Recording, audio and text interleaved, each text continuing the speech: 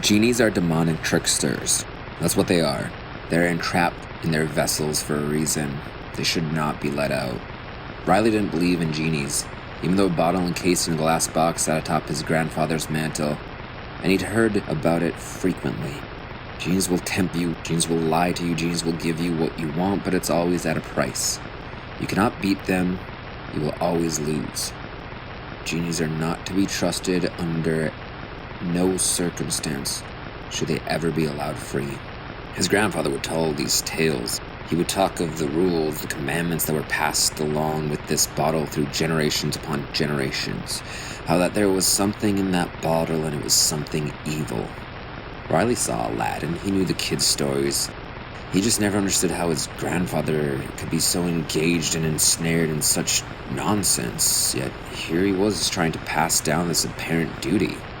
When he was younger, Riley would be more enthusiastic. He would believe the tales, how great-great-great-great-great-granddad found the apparent curse, how it brought him to the new world at a cost, how his life crumbled at every wish, fool's gold, too good to be true. Every wish, every reward met with unspeakable tragedy. Demon just wanted to escape. Grandfather said it was imperative that Riley understood what was expected of him.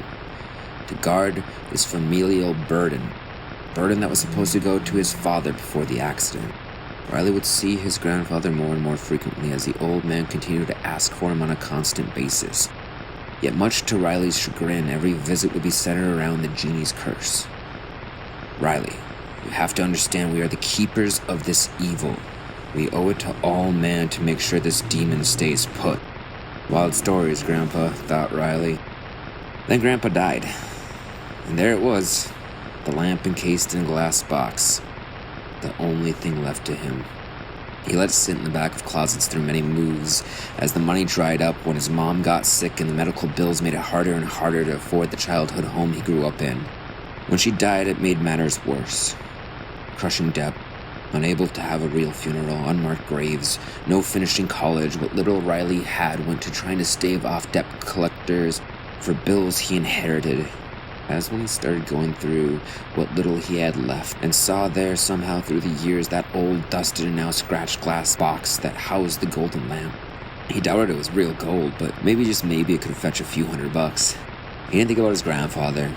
He didn't think about the warning and the family burden. He did think about how this was his inheritance, how there was no money, no property, nothing that could have helped him and his mother out over the years since Granddad's death. He thought about how this stupid hunk of junk was all that mattered to the old man who was clearly losing it. Riley stared at the glass case laid out on a beat-up table in an apartment he could no longer afford and in which he only had 3 weeks left to occupy. And he finally, with one deep breath that he held in, took apart this glass container that held the lamp. There it was, feeling the air for the first time in probably decades. It was out in the open on the table.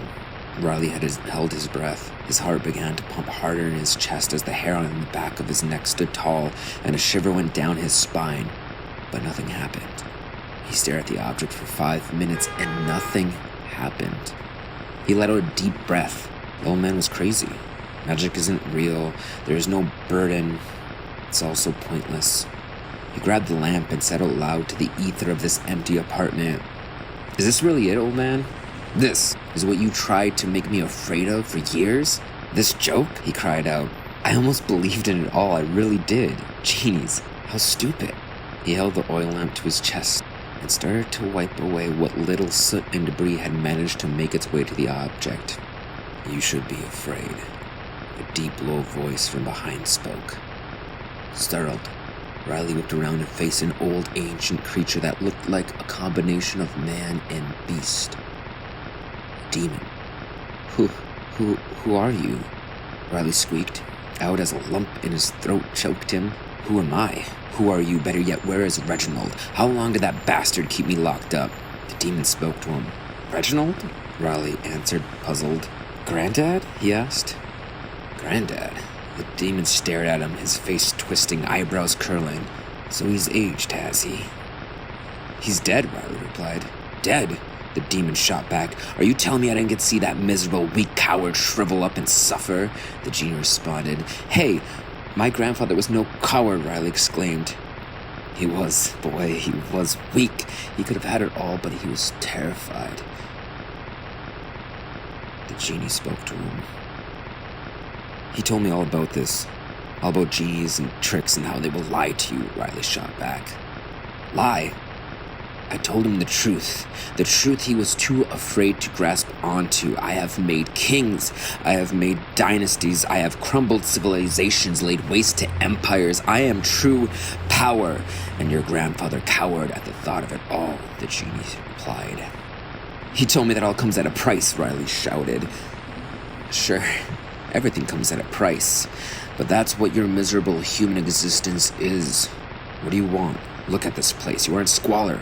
I can change that. I can fix all of that, the genie said. But why would you do that? Look, kid, here are some more hard truths for you. Scales of justice are never balanced. You're on the bottom. This is simply helping you be pushed to the top. If it's not you, it's someone else. And why would any of us want to do that? Because it's fun. It's power. I will give you what you want, and you will give me the chance to flex my power. Riley thought for a moment. He thought of his grandfather and all of his tales. He looked around this empty apartment that he's forced to vacate. He thought of his dead mother whose medical treatment they couldn't afford. Okay, he let out a breath. I know what to wish for. The end.